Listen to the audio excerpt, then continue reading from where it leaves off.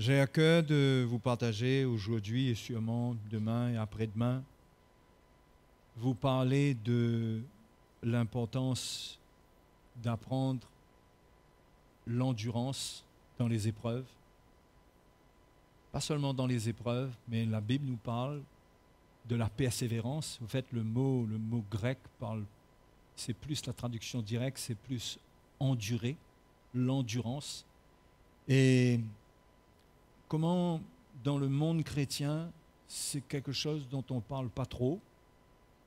On dirait que, je ne sais pas si c'est un sujet tabou ou si c'est quelque chose qui semble relever de l'Antiquité, ou bien on met tout sur la croix du Seigneur, que Jésus a souffert pour nous. Donc nous ne sommes plus appelés à souffrir rien du tout. On est appelés à être bénis, et bénis. Mais je crois que l'Évangile, c'est un appel du Seigneur à prendre notre croix et à suivre le Seigneur en prenant notre croix. Parce que quand Jésus, dans l'Évangile, parle de le suivre, il dit de prendre notre croix pour le suivre. Non? Vous avez déjà vu ça quelque part dans la Bible? C'est écrit dans pratiquement tous les évangiles, surtout dans les 3 premiers évangiles. Et on va lire cela vite fait. Allez dans Matthieu.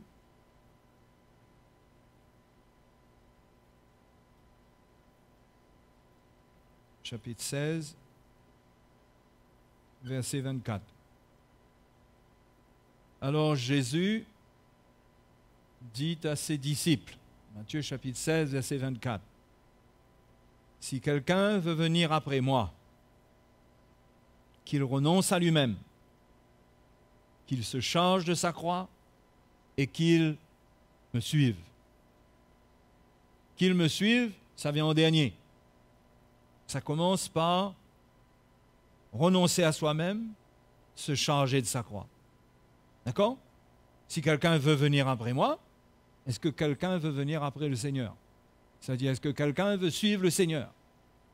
Celui qui veut suivre le Seigneur, ça, c'est les paroles du Seigneur pour celui qui veut le suivre. Si nous ne suivons pas le Seigneur de cette manière, nous allons être des religieux. Notre vie chrétienne ne va pas être agréable au Seigneur.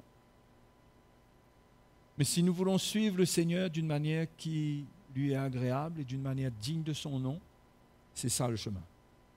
Renoncer à soi-même, se charger de sa croix et le suivre. Hein? Donc, dans les autres évangiles, je ne vais pas tout lire pour vous, mais c'est pareil. Jésus parle de la même chose. Hein? Dans Luc 9, 23, il dit, si quelqu'un veut venir après moi, qu'il renonce à lui-même, qu'il se charge chaque jour de sa croix et qu'il me suive. Chaque jour. Donc, est-ce qu'il y a quelque chose d'important à saisir là-dedans si le Seigneur dit chaque jour? Si c'est une expérience quotidienne, est-ce que c'est quelque chose qu'on doit considérer ou bien c'est juste une petite option dans la vie chrétienne? Si nous voulons suivre le Seigneur, parce que le salut consiste à le suivre. Dans Jean chapitre 10, Jésus dit « Je suis le bon berger ». Il dit « Mes brebis entendent ma voix et me suivent ». Si on veut suivre le Seigneur, on ne peut pas suivre le Seigneur sans prendre sa croix. Si quelqu'un veut suivre le Seigneur et il ne veut pas prendre sa croix, il sera trompé par sa chair. Il va croire qu'il entend de Dieu, il va croire qu'il comprend les choses de Dieu, mais c'est par sa chair qui ne meurt pas qu'il est en train de comprendre des choses à sa manière et il se retrouvera quelque part où le Seigneur ne se trouve pas. Oui. Parce que les Écritures sont là devant nous. Tout le monde parle de suivre le Seigneur, de connaître le Seigneur, de marcher avec le Seigneur. Mais c'est impossible de le faire sans prendre sa croix. C'est impossible. Parce que la croix œuvre dans la chair de l'homme. Le message de la croix, c'est un message qui confronte la chair de l'homme. Et à chaque fois que les disciples manifestaient un amour émotionnel, des choses émotionnelles envers Jésus, c'est dans ce contexte-là que Jésus leur rappelait comment il faut le suivre. Que ce n'est pas dans les émotions, que la vie chrétienne n'est pas une ambiance émotionnelle, mais c'est un appel à suivre le Seigneur dans le chemin de sa croix en prenant notre croix. Il faut qu'on établisse ça. Je crois que dans la vie de beaucoup ici, c'est déjà établi, vous comprenez, mais comment on a besoin de se le rappeler? Et si la Bible dit chaque jour, c'est quelque chose quand même. C'est pas chaque semaine, c'est pas chaque dimanche, c'est chaque jour. Suivre le Seigneur, entendre sa voix, le servir, répondre à son appel. C'est impossible de le faire sans comprendre ce que c'est que de se charger de sa croix. Ça, c'est le fondement même de la marche chrétienne. C'est pourquoi Paul a dit aux Corinthiens, quand les Corinthiens se sont éloignés, qu'est-ce qui s'est passé avec les Corinthiens? Ils sont tombés beaucoup dans le péché, il y avait le désordre dans l'Église. Pourquoi? Parce qu'ils s'étaient éloignés de la croix. Et qu'est-ce que Paul va leur dire? Paul va leur dire, vous vous souvenez, moi, je n'ai voulu savoir parmi vous autre chose que Jésus-Christ et Jésus-Christ crucifié. Et on va voir que la manière que Paul ramène l'Église, c'est en leur parlant de la croix. Cette croix, si on la laisse tomber, on n'arrivera pas à suivre le Seigneur. On sera dans la confusion. On va même quitter la vraie foi. On va se retrouver dans le désert quelque part, mais pas avec le Seigneur. Donc c'est important pour nous de comprendre ou de recomprendre, d'attester encore une fois que la vie chrétienne, c'est une vie fondée sur la croix de Jésus-Christ. Notre salut vient de la croix, n'est-ce pas? Nous avons été sauvés parce que Jésus, sur la croix, est mort pour nos péchés, il a souffert pour nous, il a donné sa vie pour nous, mais la continuité du salut, l'édification du chrétien, c'est toujours la croix. La croix n'est pas quelque chose qu'on laisse derrière nous, qu'on met derrière nous parce qu'on a expérimenté le pardon de nos péchés. Mais Jésus dit maintenant, il faut prendre notre croix. Qu'est-ce qu'il veut dire par là? Il veut dire par là qu'il faut s'identifier à sa croix. Mais il y a une croix qui est la nôtre. Notre vie, dans ses épreuves, dans ce que Dieu doit faire dans notre vie, chacun de nous, nos vies sont différentes. Nous n'avons pas la même croix. Mais nous tous, nous nous identifions à la même croix. C'est-à-dire que nous comprenons que le chemin que Jésus a ouvert pour nous, c'est un chemin où Dieu veut travailler nos vies, où Dieu veut mettre à mort les éléments charnels de notre vie. Et c'est comme ça qu'on grandit spirituellement. On ne grandit pas spirituellement parce qu'on passe beaucoup de temps dans la prière ou parce qu'on passe beaucoup de temps dans le jeûne. Ça, c'est les conséquences de notre croissance. Ça nous aide. Au fur et à mesure que Dieu œuvre en nous, nos prières deviennent efficaces. Au fur et à mesure que Dieu œuvre en nous, notre jeûne devient efficace. D'accord? Mais on ne prend pas le jeûne, la prière, la lecture de la Bible comme fondation. La fondation, c'est l'œuvre, c'est le travail de Dieu dans notre cœur au travers de la croix de Jésus. Et on doit avoir et ouvrir notre cœur pour avoir une lumière de ce que c'est que cette croix. Si on n'a pas de lumière de ce que c'est que la croix, le diable va nous séduire. Le diable vous séduira. Parce que la séduction du diable est venue sur Adam et Ève alors qu'ils étaient dans le jardin d'Éden et ils étaient parfaits. Ils étaient dans la chair. Ils n'étaient même pas dans la condition dans laquelle on se trouve aujourd'hui. Ils n'avaient pas une chair corrompue, mais ils ont été séduits.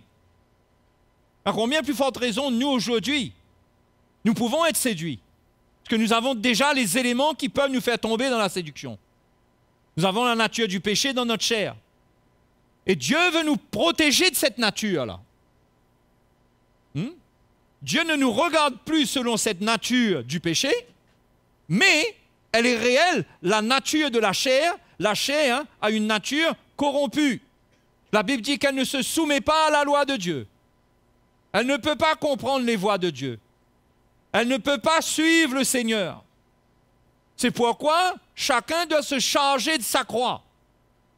Cette croix dont on se charge, on doit comprendre ce que ça veut dire. Cette croix dont on se charge va s'occuper de notre chair. Cette nature charnelle qui nous amène à vivre de la religion. Parce que le piège de la chair, c'est la religion.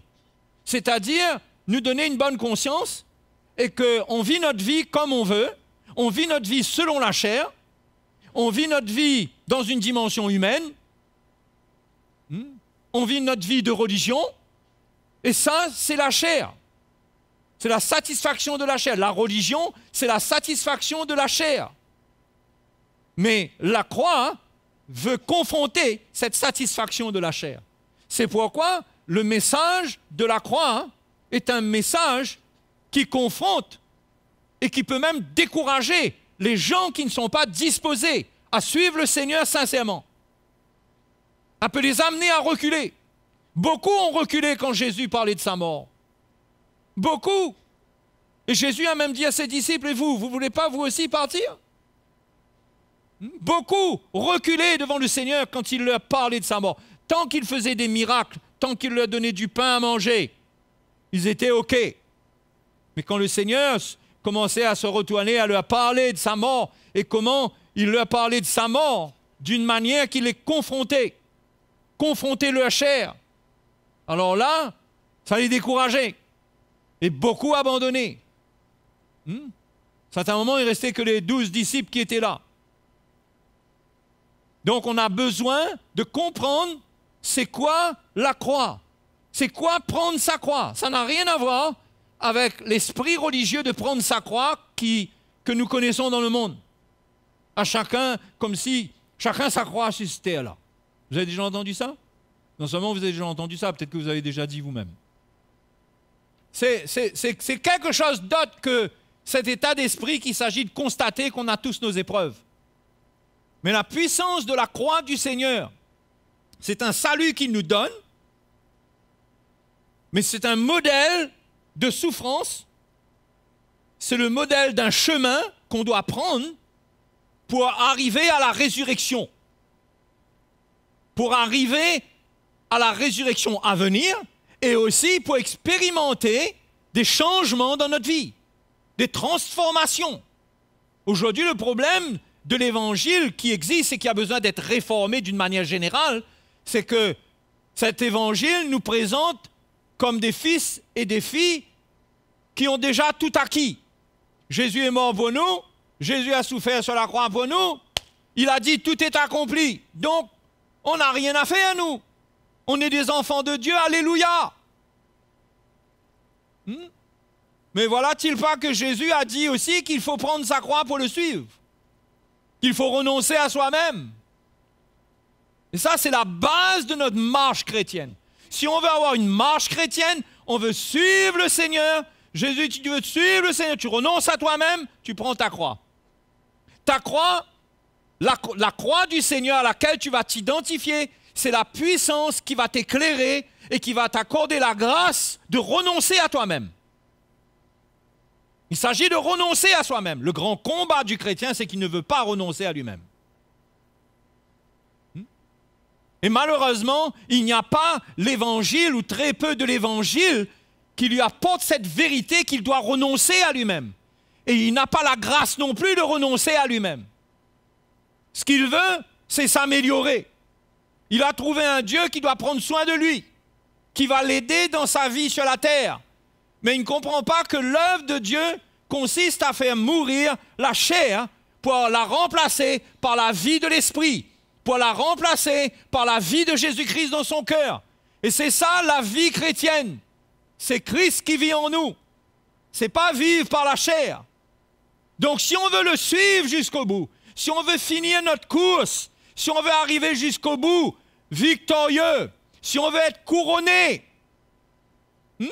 et ne pas passer devant le podium, où on nous dit, non, c'est pas pour toi, ça passe là-bas.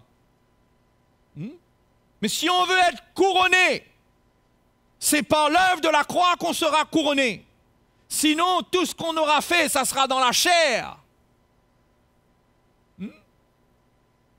Parce qu'il y a beaucoup de choses qu'on fait dans la chair. On peut prophétiser dans la chair. On peut prier pour des gens, ils sont guéris. Mais Dieu fait, mais nous, on est dans la chair. Ah, il va me dire quand même, mais pourquoi le Seigneur a dit, pourquoi certains, quand ils vont venir devant le Seigneur, hein, pourquoi est-ce qu'ils disent, Seigneur, mais n'avons-nous pas prophétisé? Jésus dit, je ne vous connais pas. Parce que ce sont des gens qui ont voulu garder leur vie, qui ont vécu dans la chair et qui ont vécu une vie double, une vie de religion. Et les frères et les sœurs, ne nous laissons pas être disqualifiés, mais comprenons la volonté du Seigneur. Le message de la croix, c'est le message qu'il nous faut. Pour renoncer à nous-mêmes, pour ne pas être disqualifiés, mais au contraire, être couronnés. Vous voulez être couronnés, vous? Hein? Vous croyez que vous allez être couronnés et vous vivez votre vie en dilettante? Cool. Et un jour, vous serez couronné. Vous serez couronné pour quoi? C'est Jésus qui va être couronné, pas vous. Ceux qui s'identifient au Seigneur seront couronnés. Et leur récompense sera éternelle. Le chrétien qui entre dans le royaume de Dieu simplement sur la base de la justification, parce qu'il a été justifié, il a été pardonné, s'il arrive jusqu'au bout à entrer dans le royaume de Dieu, parce que si Dieu n'œuvre pas en lui, il aura beaucoup d'occasions d'arrêter sa course. Mais à supposer qu'il y arrive, et qu'il n'a pas servi le Seigneur dans le bon esprit de l'Évangile, vous croyez qu'il va être couronné? Mais quelle est la raison d'une couronne sur ma tête si je n'ai pas porté du fruit pour le Seigneur? Je suis couronné de quoi? Et les frères et les sœurs, si on vise une couronne, il faut donner notre vie pour ça. Le salut, sans la couronne, le Seigneur nous le donne. OK? Si on a la foi jusqu'à la fin. Mais la couronne, il faut travailler pour la couronne. Et il faut laisser Dieu faire son œuvre en nous. Hein? La base, avant même de commencer à faire, c'est prendre sa croix. Vous savez, quand vous prenez votre croix, vous n'êtes pas en train de faire quoi que ce soit. Hein? Vous prenez votre croix, vous la portez. Chaque jour. Chaque jour, vous portez votre croix. Cette croix-là, on doit ressentir que vous la prenez et que c'est la croix du Seigneur à laquelle vous vous identifiez. C'est quelque chose de quotidien. C'est quelque chose qui travaille en vous. C'est quelque chose qui pèse sur votre chair. C'est quelque chose qui amène votre chair à la croix pour mourir. C'est quelque chose de quotidien. Donc ça veut dire quoi? C'est une souffrance. Aujourd'hui, l'évangile, c'est un évangile sans souffrance. C'est une bonne nouvelle, extraordinaire. Hein? On est appelé à vivre toutes sortes, à expérimenter toutes sortes de bénédictions, mais on passe à côté du point principal. Qu'est-ce que Dieu veut faire avec notre vie? C'est ça qui compte. Ce n'est pas ce que je vais faire avec ma vie qui compte. C'est ce que Dieu va faire de ma vie qui compte. C'est ça qui compte.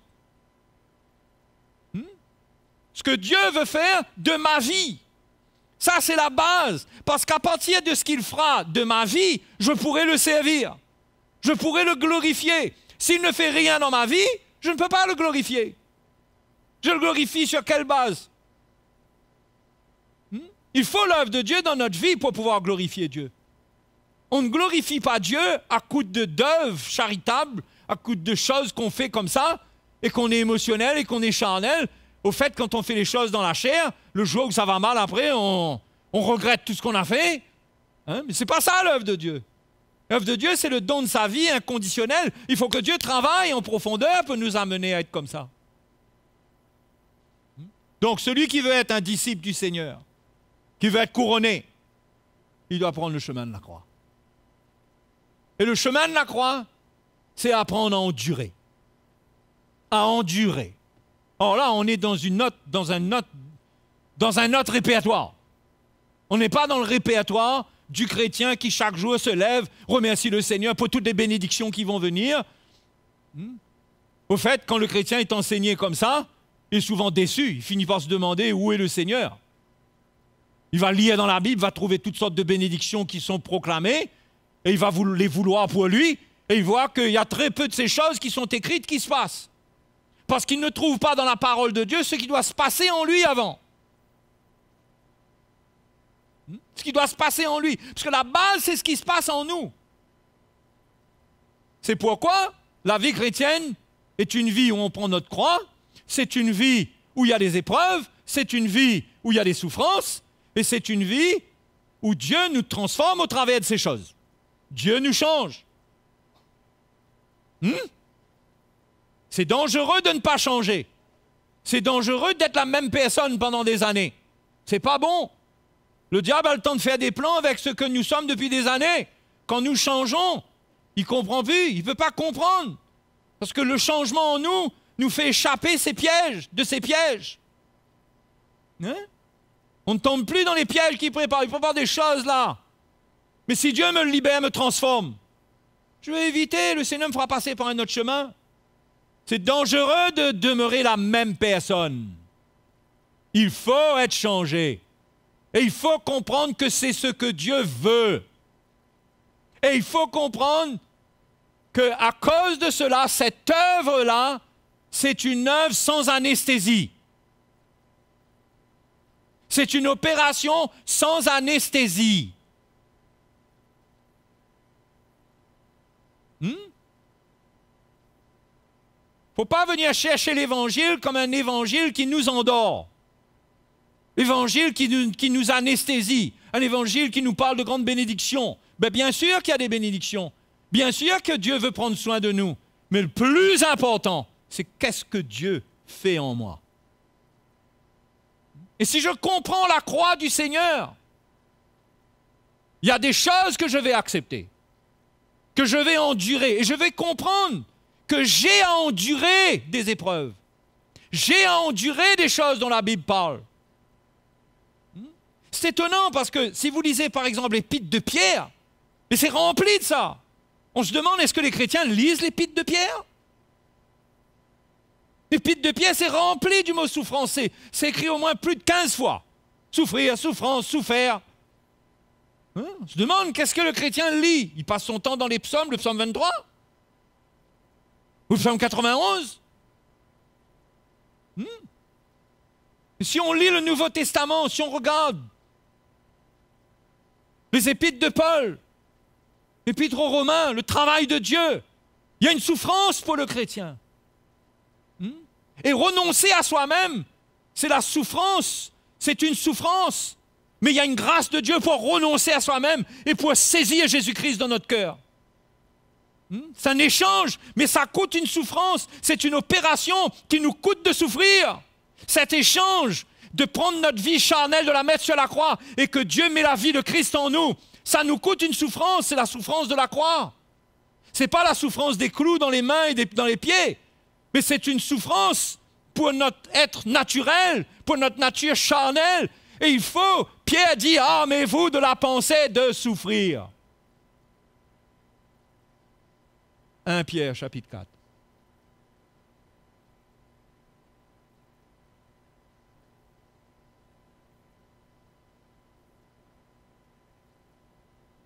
Vous savez, si on ne fait pas tomber toutes nos illusions,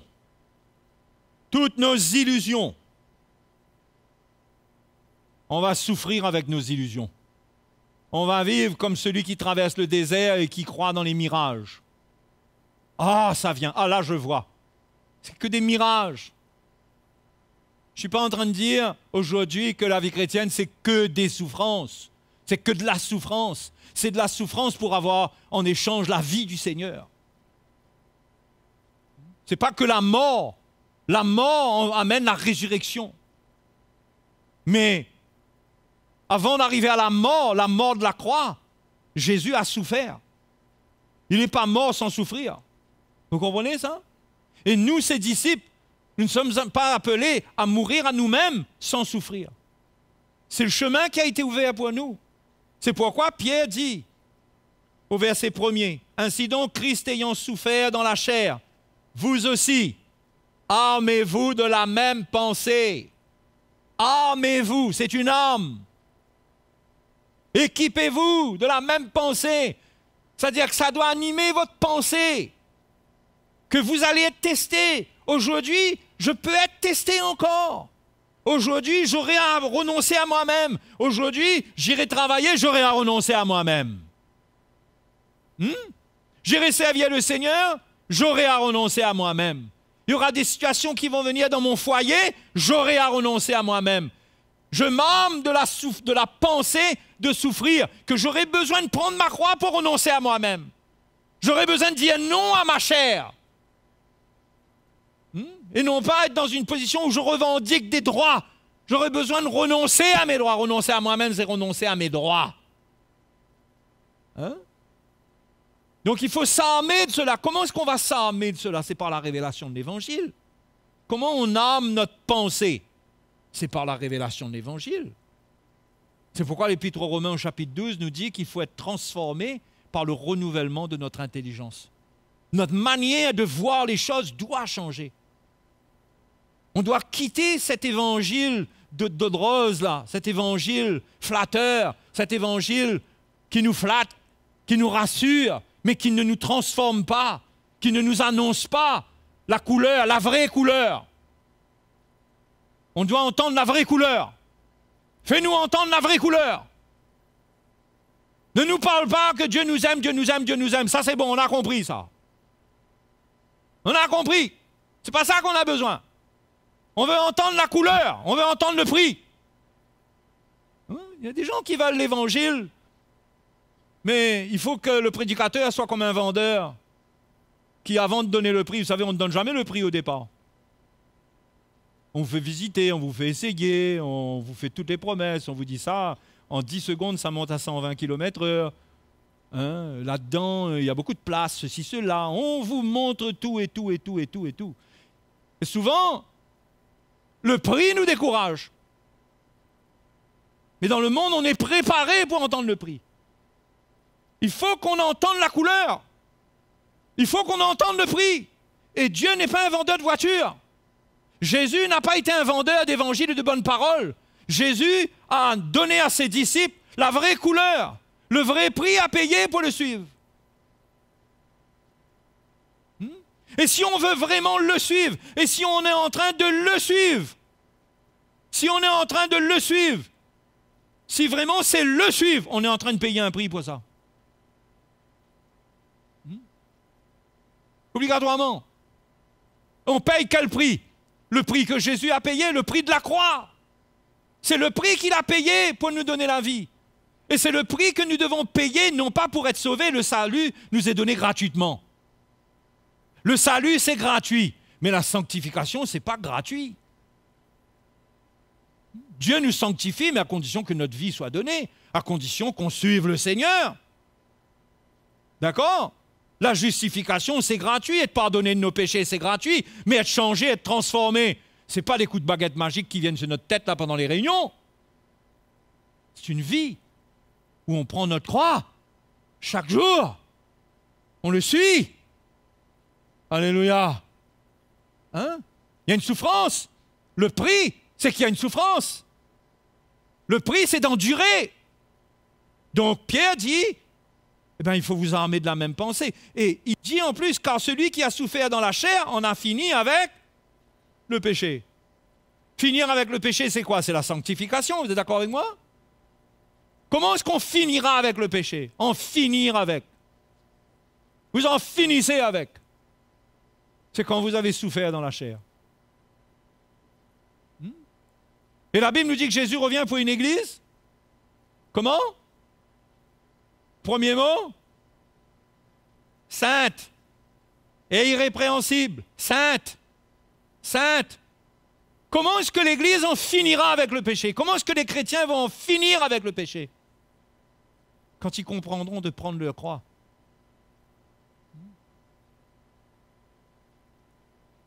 Ils en finiront avec le péché. Quand celui qui a souffert dans la chair, on a fini avec le péché, afin de vivre non plus selon les convoitises des hommes, mais selon la volonté de Dieu, pendant le temps qu'il lui reste à vivre dans la chair. Alors, le temps qui nous reste à vivre dans la chair, si on veut le vivre selon la volonté de Dieu, il faut que la chair souffre. S'il n'y a pas une souffrance de la chair, on ne vivra pas une vie selon la volonté de Dieu. La souffrance de la chair nous fait mettre un terme à la vie du monde, à ces convoitises, à cette réponse aux convoitises du monde. C'est pourquoi l'apôtre Pierre lui-même dit qu'il ne faut pas s'étonner si on est éprouvé, si on est dans la fournaise. Si on est dans la fournaise. Parfois les chrétiens ne comprennent pas pourquoi il leur arrive ça, pourquoi il leur arrive ça, pourquoi ils sont tant éprouvés. Parce que Dieu veut te purifier. Il y a des choses qui arrivent que d'une manière ou d'une autre, Dieu est en contrôle. C'est un feu qui se déclenche. Et le but, ce n'est pas nous détruire, c'est nous purifier. Dans l'Apocalypse, le Seigneur dit à l'église de Laodicée, je te conseille d'acheter de moi de l'or éprouvé par le feu. C'est quoi ça? Achète de moi de l'or éprouvé par le feu.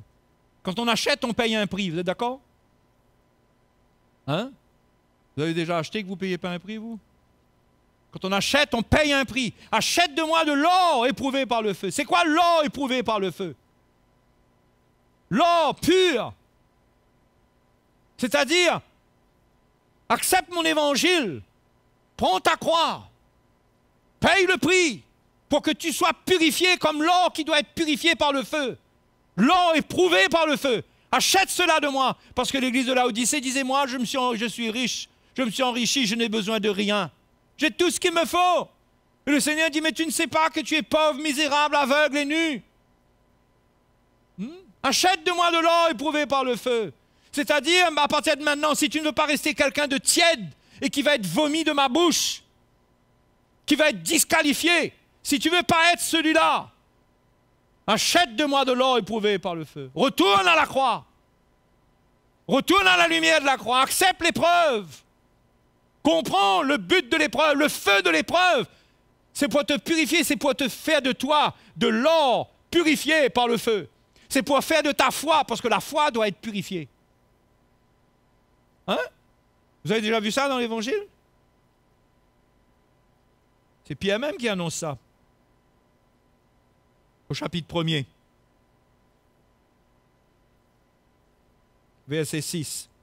Il parle du salut et il dit ça, tout ce qui est réservé pour vous, ça vous réjouit. Chapitre 1er, verset 6, 1 Pierre. C'est là ce qui fait votre joie. Quoique maintenant, regardez bien, quoique maintenant, puisqu'il le faut. Hein? Quoique maintenant, quoi? Puisqu'il le faut. Vous savez, on lit ça, on croit que ça s'était écrit pour l'autre siècle, ça. C'est pas pour nous, ça. Quoique maintenant, puisqu'il le faut, vous soyez attristés pour un peu de temps par diverses épreuves, afin que l'épreuve de votre foi, plus précieuse que l'or périssable, on retrouve l'or là, non? Qui cependant est éprouvé par le feu, ait pour résultat la louange, la gloire et l'honneur lorsque Jésus-Christ apparaîtra. Hein? Que votre foi, plus précieuse que l'or périssable. Notre foi doit passer par le feu. Nous disons tous que nous croyons en Dieu. Nous disons tous que nous sommes nés de nouveau. Nous disons tous que nous aimons Dieu. Nous disons tous que nous croyons en Dieu. Mais vous savez combien de la chair il y a là-dedans, il y a dans ces paroles-là? Combien d'intérêt nous trouvons dedans? Personnel. La vraie foi ne trouve pas d'intérêt personnel. La vraie foi croit en Dieu, quelles que soient les circonstances de la vie. C'est pourquoi le feu vient dans notre vie. Le feu. Et si vous n'êtes pas armé, quand ça va venir, vous allez paniquer, vous allez croire que c'est fini pour vous. Mais ce n'est pas fini, c'est le début. C'est le début de l'œuvre de Dieu dans votre vie. C'est pourquoi il y a des grands feux et il y a des petits feux dans notre vie. Chacun selon ce que Dieu a prévu, la mesure de l'œuvre de Dieu qu'il veut faire en nous. Mais il y a des feux qui s'allument. Hein? Est-ce que notre foi est vraie? Est-ce que c'est de la religion ou c'est la foi? Vous savez, pour que cette foi-là soit éprouvée, pour qu'elle soit purifiée, Dieu nous fait passer par des chemins, par des tests, où là, on ne peut plus, là, juste confesser des promesses, dire des promesses, croire dans des choses, mais simplement, on remet notre vie entre ses mains. Simplement, parce qu'on n'a plus rien à faire là. On est dans le feu, on laisse le Seigneur faire son œuvre. Et quand le feu a brûlé, là on trouve qu'est-ce qui est la vraie foi au milieu de nous. C'est pourquoi quand le feu brûle, il y a beaucoup de murmures. Quand il n'y a pas le feu, il n'y a pas de murmure. Il y a des alléluia, Jésus est bon, oh alléluia, gloire à Dieu. Le Seigneur est bon, le Seigneur m'a donné un travail, le Seigneur m'a donné un nouveau boulot. Il est bon, et tout ça c'est vrai. Tout ça c'est vrai, mais combien de la chair il y a là-dedans? Oui, il faut qu'on fasse l'expérience de Jonas.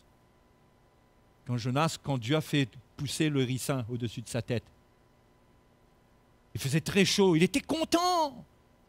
Dans la nuit, Dieu a envoyé un ver. En une nuit, Dieu a démoli cet arbre-là.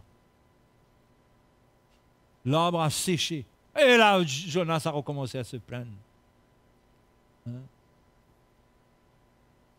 Il faut une œuvre de Dieu, il faut qu'on arrive à faire face au manque de foi et qu'on ne se décourage pas et qu'on cherche le Seigneur, qu'on ne soit pas dans la confusion. Quand le feu brûle, qu'on se dise, là, dans le feu, je suis face à moi-même. Le vrai moi est là. Hein? Donc ça, il y a des choses de la chair qui se dégagent. Il y a les murmures, il y a les pensées, il y a les doutes.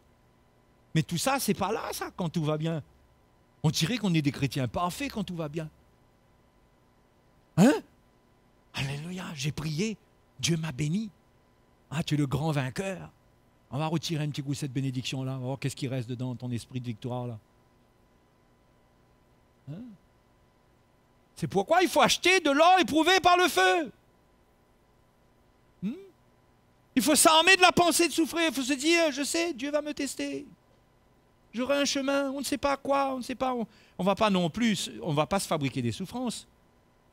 On est appelé à endurer quand on marche avec le Seigneur. Il y a des choses qui arrivent.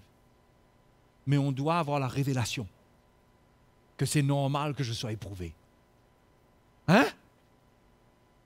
Oui ou non? On ne peut pas dire simplement, Seigneur, fais de moi un bon chrétien. Fais de moi un bon chrétien. Je vais prier un peu plus pour être un bon chrétien. À partir de maintenant, je vais lire ma Bible un peu plus pour être un bon chrétien. Hein? Seigneur, je vais donner un petit peu plus à l'offrande. Je vais être un bon chrétien. Mais le jour que le Seigneur te retire, là, tu as juste l'allocation minimale. Tu vas donner?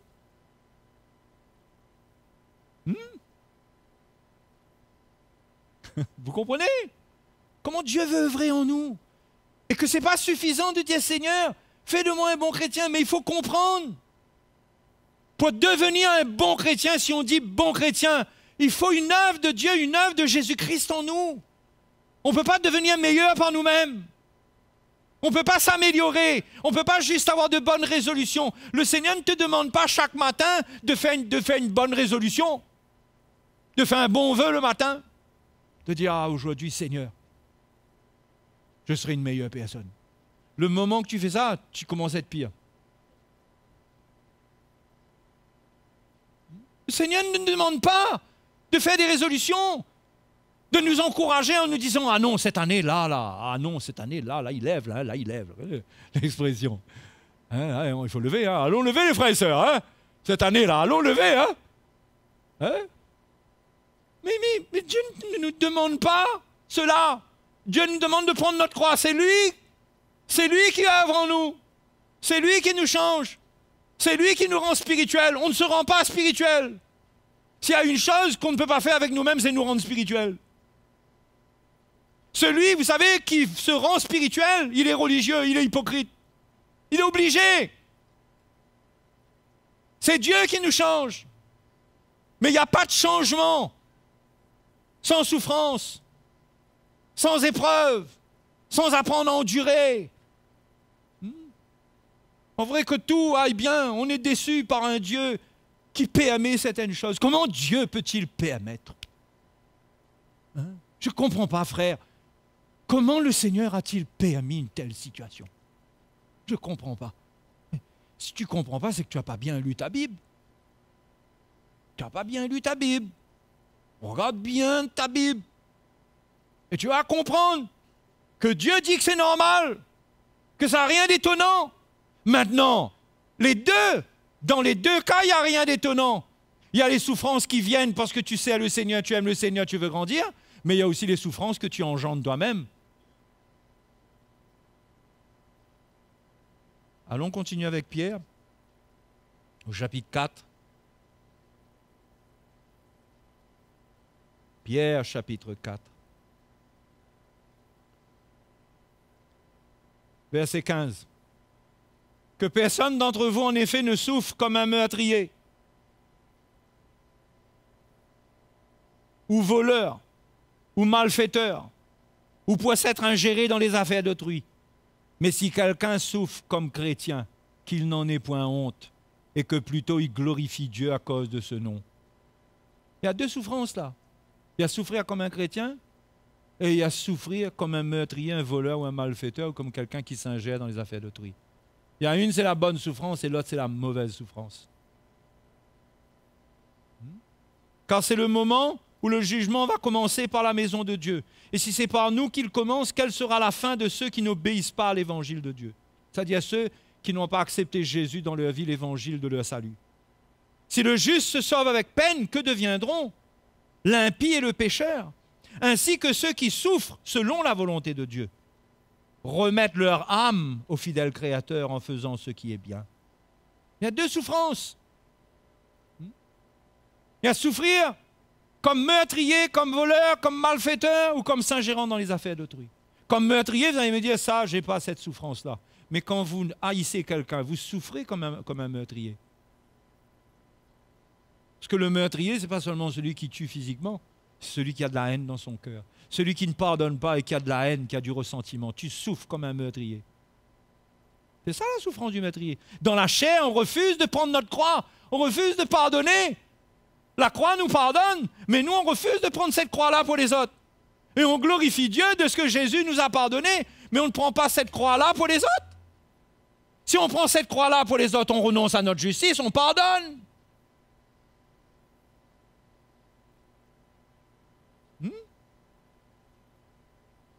Comme meurtrier ou voleur. Pour être un voleur, là, vous n'avez pas besoin d'aller la nuit avec un masque. Hein? Vous êtes un voleur dans votre travail, dans votre vie. Vous êtes un voleur. Vous trichez. Malfaiteur. C'est ingérer dans les affaires d'autrui. S'occuper des choses qui ne nous regardent pas.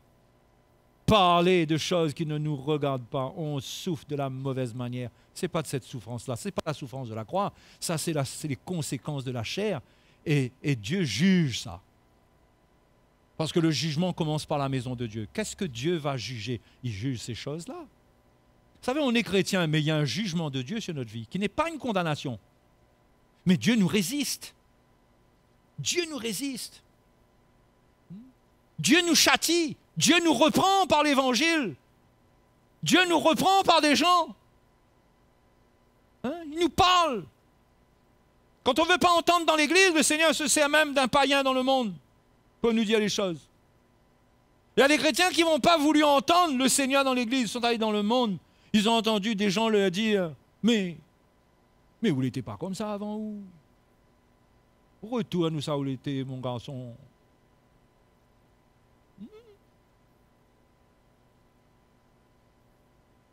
Et la vraie souffrance, c'est souffrir comme un chrétien.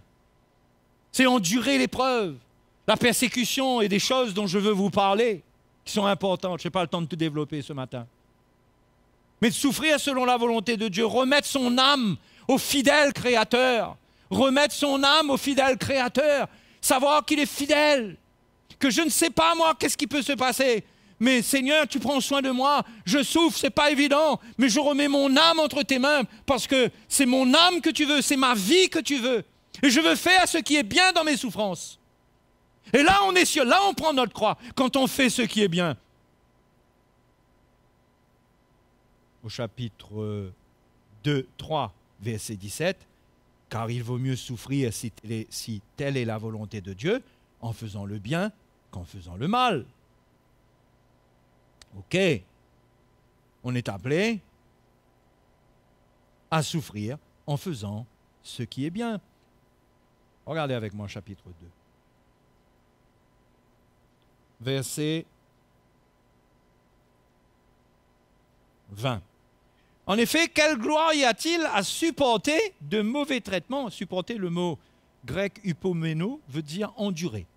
Endurer. Endurer. Supporter de mauvais traitements pour avoir commis des fautes. Quelle gloire y a-t-il si on a commis des fautes qu'on souffre? Aucune gloire, d'accord avec moi? Mais si vous supportez la souffrance lorsque vous faites ce qui est bien,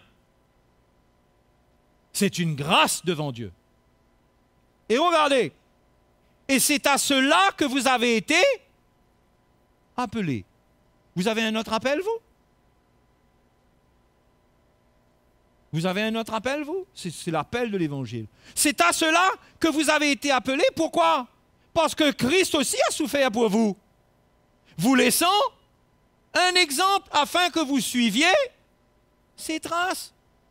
Donc, on a été appelés quand Dieu vous appelle au salut. Il ne vous appelle pas seulement à entrer dans le paradis un jour, il vous appelle à souffrir en faisant ce qui est bien. Il vous appelle à souffrir injustement. Parce que quand vous faites ce qui est bien en tant que chrétien, le diable va contester ce que vous êtes en train de faire, va vouloir démontrer toutes sortes de choses contre vous. Et vous allez souffrir injustement. Mais Pierre dit, c'est ça la vie chrétienne. Il dit, c'est à cela qu'on a été appelés. On n'a pas été appelés à avoir une petite vie douce, tranquille, où depuis le début de l'année jusqu'à la fin de l'année, tout va bien. Oh Seigneur, merci. Merci Seigneur. Les enfants vont bien. Personne n'est malade. Une petite grippe, mais c'est rien. Le cachet d'aspirine, il finit vite avec ça d'ailleurs. Oh merci le Seigneur. Notre travail a bien marché cette année. Notre entreprise, une petite vie cool. On n'a pas été appelé à ça. Je ne suis pas en train de dire qu'il faut que vous ayez des malheurs dans votre vie. Non. Mais quand on vit selon la chair, on peut arranger notre vie. On fuit la croix, on la laisse par terre. On ne voit pas. Il y a des choses, vous savez, si le message de la croix ne nous éclaire pas, on ne comprend même pas. On vit comme des gens qui vivent dans une maison. Vous savez, dans une maison, quand il y a les mythes dans le bois, il y a un niveau, quand il y a des mythes dans le bois, vous ne voyez pas le mythe dans le bois. Il sait bien se cacher, le mythe dans le bois. Non, ben non. Jusqu'au jour où vous commencez à trouver des petits grains. Notre vie charnelle, c'est comme ça. Et qu'est-ce qu'on va faire avec ça? On va peindre. On va peindre ça, on va reboucher un petit peu les trous. Et là, on va se rassurer de quoi? Il faut passer à des travaux bien plus profonds. Il faut aller en profondeur dans le bois. Oui ou non? Et dans la vie, on est un peu comme ça. On passe des petits coups de peinture, on prie un petit peu. On regarde un petit peu la parole de Dieu, on lit un petit peu le psaume 91, on se rassure que il a dit que sous l'ombre du Tout-Puissant, tout va bien aller. Psaume 23, wow, psaume 23, l'Éternel est mon berger, je ne manquerai de rien. Et on ne voit pas là que le fait de ne pas prendre notre croix, si vous regardez le message du frère Mickey en ce moment à Eoula, on ne voit même pas que nos enfants sont en danger, que le mythe est en action dans le bois. On ne voit pas que notre couple est en danger. On ne voit même pas que notre époux est frustré nous concernant. Que le mythe est en train de prendre le bois jusqu'au jour où ça s'écroule. Il faut un évangile qui nous spécialise dans la détection des mythes. On trouve le problème à la source et on comprend qu'il y a une croix à prendre pour traiter ça. Il faut pas d'un évangile qui... Petit coup de peinture. On a besoin d'un petit encouragement. Un petit coup de peinture, frère. Là, je sens un petit peu fatigué, besoin d'un petit coup de peinture. Non! Il faut l'évangile qui traite en profondeur. Le message de la croix. Prendre ta croix. C'est ça la solution. Mais il n'y a que ça? Oui, il n'y a que ça. Il n'y a que ça. Ah, il y a plein de solutions que le monde donne, que la tradition donne, que le diable donne, que les fausses doctrines donnent. Mais la solution divine, c'est prendre ta croix. Donc, il faut découvrir ce que c'est. Pour être prêt à endurer. Et dans l'endurance, Dieu fait son œuvre. Et quand on a déjà souffert ce qu'il faut souffrir, et que Dieu a fait son œuvre, là, Dieu nous bénit.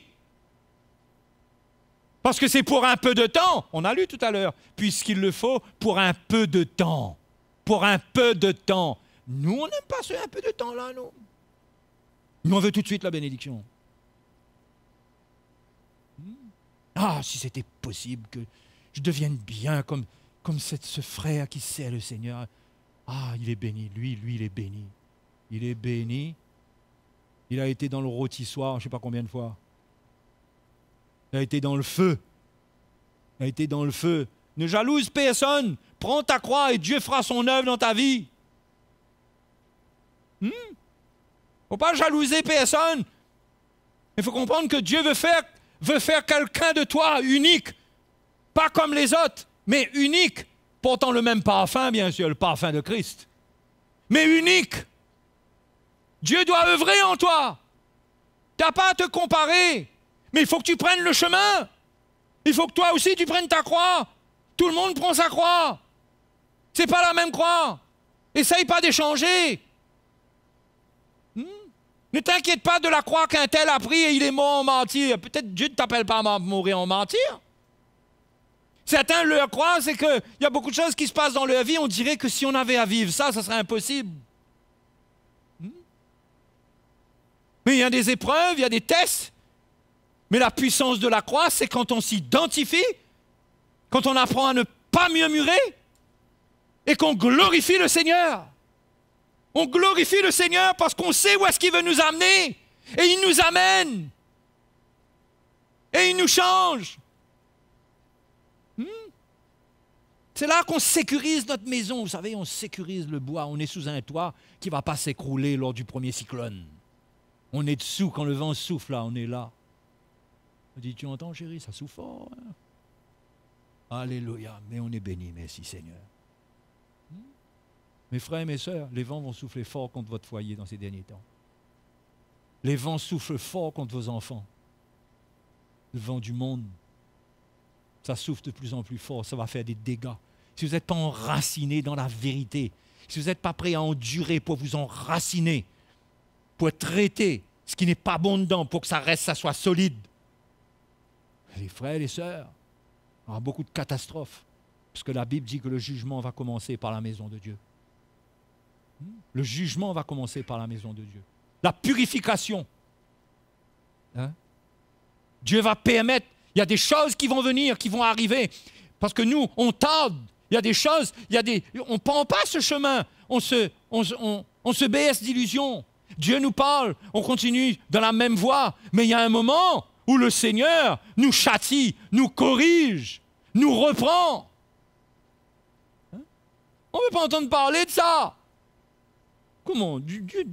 Mais comment? Dieu est un Dieu qui bénit, frère. Dieu nous aime.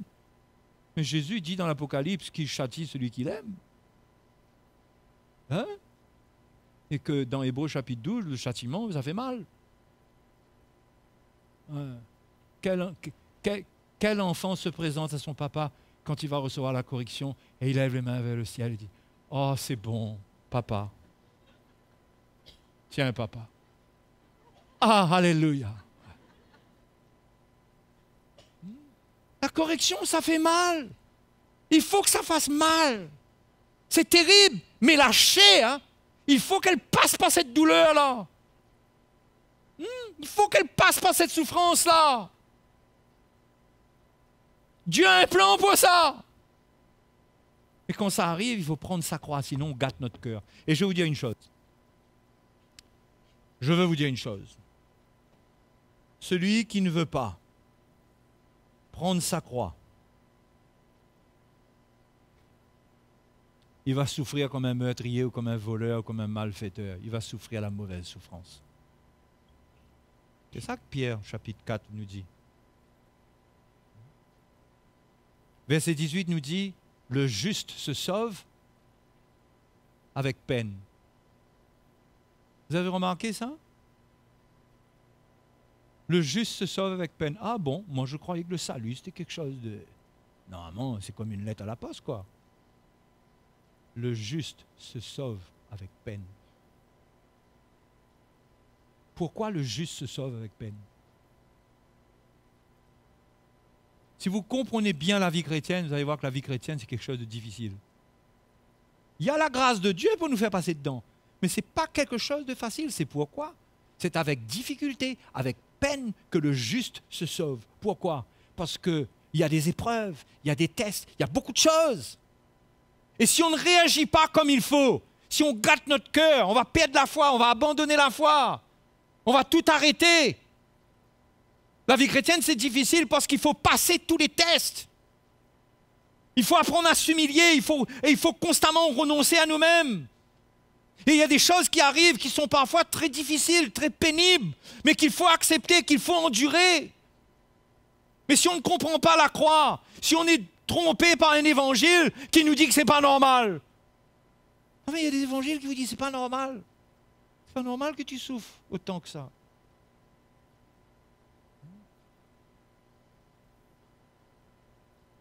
Parfois, vous avez des gens qui vont sur Internet, qui regardent qu'il y a eu un miracle, qu'il y a eu je ne sais pas trop quoi. Après, on vient dans l'église, là, on dit à l'église, frère, tu souffres, tu sais, tu as cette souffrance. J'ai trouvé un site, il y a quelqu'un, il prie pour toi, tu vas voir. Moi, je ne dis pas que ce n'est pas légitime de rechercher la solution qui nous soulage, la guérison. Je ne suis pas en train de dire que je suis contre ça. Hein. L'évangile, c'est nous guérir. Mais pour un peu de temps. Voyez le temps que Dieu détermine pour qu'une œuvre se fasse dans notre cœur. Ça nous demande d'avoir la foi, de garder la foi et d'endurer jusqu'à ce que ça vienne. Nous, on aime le miracle instantané. Vous aimez pas ça, vous? Non, moi, j'aime ça, moi. Le miracle instantané? Non, mais Seigneur, mais fais un miracle tout de suite pour moi. Plus de rien, plus de diabète, plus de cholestérol, plus de triglycérides, plus de ceci, plus de cela, alléluia, tout de suite, chlac! Qui ne veut pas ça? Ah, je vois que j'ai affaire à une assemblée très spirituelle. Vous êtes dans les hauteurs là-bas, là. Qui ne veut pas ça? Vous croyez qu'on commande Dieu avec le nom de Jésus? Vous croyez que le nom de Jésus est un nom qui a été donné pour que tu commandes Dieu? Seigneur, au nom de Jésus, que je sois guéri.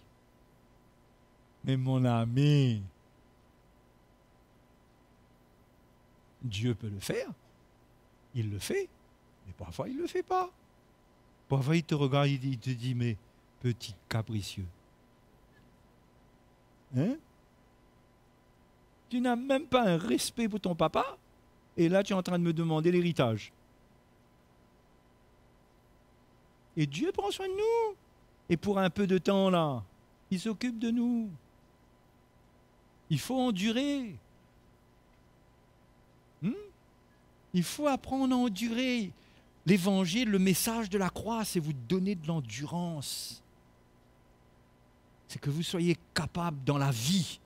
Vous ne dépendez pas des circonstances. Votre foi ne dépend pas des circonstances. Votre foi en Dieu est inébranlable. Parce que ce soit passer par le feu, par la tempête, par n'importe quelle épreuve, mourir pour Jésus ou pas, vous avez une foi qui ne dépend pas des bonnes choses de la vie. Vous avez une foi en Dieu. Pas une foi dans les promesses de Dieu. Vous avez la foi en Dieu. Il y a des gens qui veulent avoir la foi dans les promesses. Vous comprenez la différence? Moi, je crois dans cette promesse-là. Moi aussi, je crois. Par ces meurtrissures, nous sommes guéris. Moi aussi, je crois. Mais il y a une foi plus grande, c'est de croire en celui qui a fait la promesse. C'est par la foi que Sarah elle-même, malgré son âge avancé, Hébreux 11, 11, fut rendue capable d'avoir une postérité parce qu'elle crut à la fidélité de celui qui avait fait la promesse. La promesse elle-même n'est rien sans celui qui a fait la promesse. D'accord? Mais la promesse, quand vous lisez les promesses dans la Bible, il faut recadrer ça dans le contexte de l'œuvre de la croix. Parce que l'œuvre de la croix est prioritaire aujourd'hui. Il ne s'agit pas pour nous de courir derrière les bénédictions et de dire « moi je veux ça, alléluia, le Seigneur, je crois ». Mais c'est plus important de croire en lui d'une manière conditionnelle. De telle manière que si la promesse ne s'accomplit pas, ta foi n'est pas dans la promesse, ta foi est dans le Seigneur. Non? Parce que tu lis une promesse, par exemple, on peut être découragé quand on lit une promesse sur la guérison. Non? On lit une promesse sur la guérison, on est malade, ça fait 10 ans qu'on est malade et on est avec cette promesse. On croit dans la promesse même. Il y a un moment où on est découragé, on se dit, moi j'ai cru dans cette promesse-là. Ce n'est pas dans la promesse, tu dois croire dans le Seigneur. Parce que le Seigneur, il accomplit la promesse quand il veut. La promesse ne te dit pas que c'est maintenant, tout de suite. Dieu te promet. Oui ou non? Il le fait quand il veut. Si vous dites à votre enfant, un jour, un jour, je te promets que je t'emmènerai en bateau sur la mer. Qu'est-ce que votre enfant il doit faire là? Il ne va pas venir tous les matins et dire « Papa, c'est aujourd'hui ?» Tous les jours. Papa va lui dire « Je t'ai promis, reste tranquille, ça va venir. » Oui ou non? Les promesses, ça vient. Mais il faut que tu crois en papa. Pas que tu crois seulement en la promesse, tu regardes la promesse, tu demandes « Papa, il vient, il vient pas, il vient, il vient pas. » Non, crois en moi, j'ai dit, j'ai qu'une seule parole. Est-ce que Dieu a 2 paroles? Dieu a une parole. Mais entre le moment où il dit et le moment où il accomplit, il y a un délai. Parfois il dit, il fait tout de suite, il dit bon, allons la pêche tout de suite. Parfois il dit un jour je t'emmènerai. Il y a un temps. Ce temps-là, c'est un temps de test et d'épreuve. C'est un temps où il faut endurer notre désir de cette promesse parce qu'il y a une souffrance, il y a un problème, il y a un délai. Comment profiter de ce temps-là? Pourquoi Dieu permet ce temps-là? Ce temps-là, c'est le temps de l'œuvre de Dieu dans notre vie. Oui ou non? Donc, il ne faut pas croire parce qu'on a prié pour toi et que tu n'as pas été guéri, que ça veut dire que là, il n'y a plus de foi, il n'y a plus... Qu'est-ce que ça veut dire? Et on commence à mettre la faute sur un, sur l'autre. Ouais, il n'y avait pas l'onction, il n'y avait pas la foi. Lui, l'autre dit non, toi, tu n'avais pas la foi. Nous, c'est quoi cette histoire? C'est un grand bazar. On croit dans le Seigneur. On prie. Si ça se passe là, si ça ne se passe pas là, ça va se passer un moment. Si ça ne se passe jamais, à la résurrection, tu seras guéri. Parce que tu auras un corps entièrement guéri. Mais toi, tu es en droit jusqu'à ta mort de t'attendre au Seigneur. De dire, Seigneur, moi je crois en toi. Mais en attendant, le problème c'est en attendant, c'est ça que je veux vous dire. En attendant, qu'est-ce que ça fait? Ça doit produire de l'endurance dans votre vie. Parce que vous continuez à faire ce qui est bien malgré le problème. Est-ce que vous comprenez? Vous continuez à faire ce qui est bien. Quand j'étais là-bas, le frère Mickey m'a dit, ce serait bon de rester 10 jours. Vous savez, j'avais la moitié. Si je restais, je n'avais pas assez de compléments alimentaires pour ma condition de santé. Mais là, on est dans le choix. Il y a une directive du Seigneur, on obéit ou bien on prend notre condition de santé et on arrête, on retourne chez nous. Vous voyez? Moi, j'ai choisi. Et dans mon corps, j'étais bien après. Il a fallu couper tous les trucs en 2, mais j'étais bien. Non, je vous dis les frères et sœurs. Il faut endurer. Quand vous prenez le chemin pour endurer, Dieu vous soulage, Dieu vous fait du bien. Ce n'est pas encore le moment pour les grandes choses que vous voulez avoir, mais vous prenez un chemin d'obéissance au Seigneur. Il prend soin de vous. Mais vous n'êtes pas comme un enfant qui tous les matins vient frapper. Papa, c'est aujourd'hui? Vous faites confiance, il a dit. Je lui fais confiance. J'ai envie d'y aller, j'ai envie, mais je fais mourir ça, j'oublie, je continue à faire la vaisselle. Vous comprenez? Si on est conditionné seulement par la promesse, on devient capricieux. Après, on se décourage. Après, on développe de mauvaises attitudes. Après, ensuite, on dit, pourquoi on interroge beaucoup de choses. Mais on doit rester pur et on doit continuer à faire ce qui est bien. On sait à le Seigneur. Il a dit qu'il fera, il le fera. Oui ou non? Et on ne s'affole pas et on ne panique pas.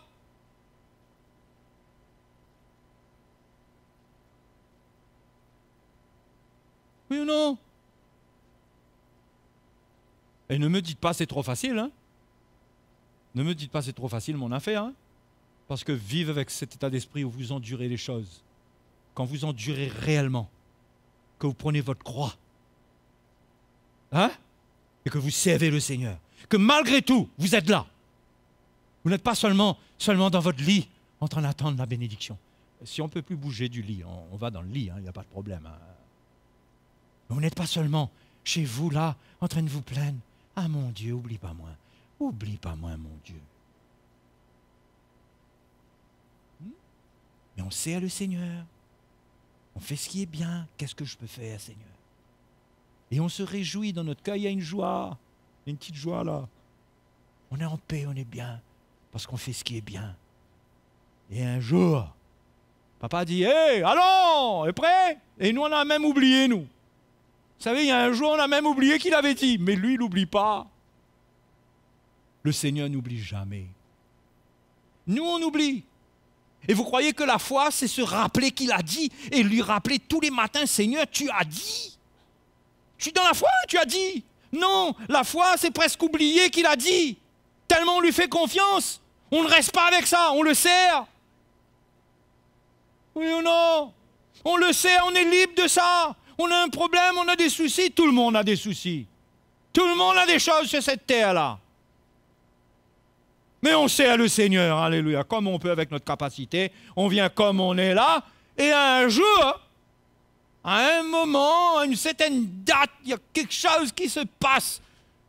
Je ne sais pas, un prophète, une parole de prophétie, un truc, on vient tout d'un coup, où quelqu'un nous dit, viens là, viens, je vais prier pour toi, pour que tu sois guéri. Soyez prêts, hein?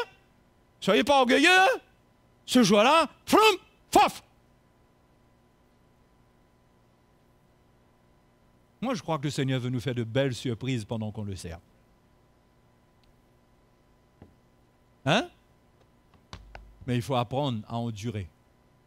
Et profiter de l'épreuve pour se construire, pour que le caractère de Christ, sa persévérance, son endurance soit formé en nous. Hein? Et là, vous continuez même. Mal à l'épaule ou pas mal à l'épaule. Mais les épaules, ils bougent maintenant. On y va, on voyage.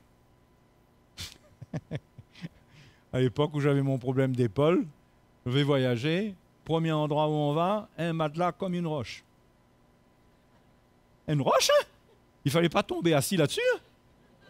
Oui. Dormir sur un côté. Avoir de la peine de même pas comprendre comment dormir, tellement j'avais mal. Mais combien Dieu nous a fait grâce dans ces voyages-là. Combien le Seigneur nous a fait grâce. Si vous ne voulez pas mourir et souffrir un peu pour l'Évangile, vous ne vivrez qu'une dimension de vie qui est superficielle. Et croyez-moi, ce n'est pas votre jeûne et votre prière qui vous amener loin, c'est quand vous vous identifiez aux souffrances de Christ, c'est quand vous lui dites oui, alors que tout en vous dit, hé, gagne plus là, hein?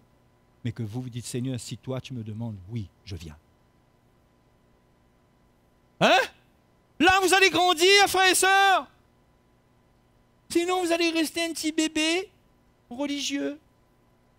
Pour grandir, vous aurez besoin de donner l'impression que vous avez grandi. Vous aurez besoin de grands talons, vous avez un linge qui donne l'impression que vous êtes grand, mais vous n'aurez pas grandi. Vous ne pouvez pas grandir si vous ne donnez pas votre vie. Personne ne dit amen à ça. Hein? On aime bien notre petite vie avec Dieu, nous. Notre petite vie avec Dieu, Seigneur, je te prie, Seigneur. Je lis ma Bible. Oh, la Bible, la parole de Dieu. Il faut faire ça, hein? Allez pas vous tromper, hein? Il faut faire ça. Et si vous faites tout ça, et que vous ne prenez pas votre croix, vous ne renoncez pas à vous-même. OK? On arrête là? Vous êtes d'accord pour qu'on arrête là? Allons nous mettre debout.